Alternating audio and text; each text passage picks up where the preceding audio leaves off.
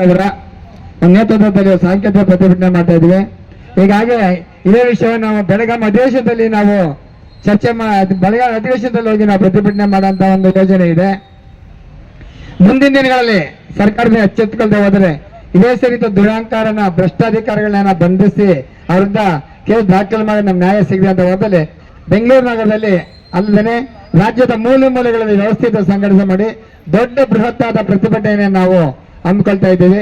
ಆ ಮೂಲಕ ಈಗ ಸರ್ಕಾರಕ್ಕೆ ಒಂದು ಮನವಿಯನ್ನು ನಾವು ಮಾಡ್ಕೊಳ್ತಾ ಇದ್ದೀವಿ.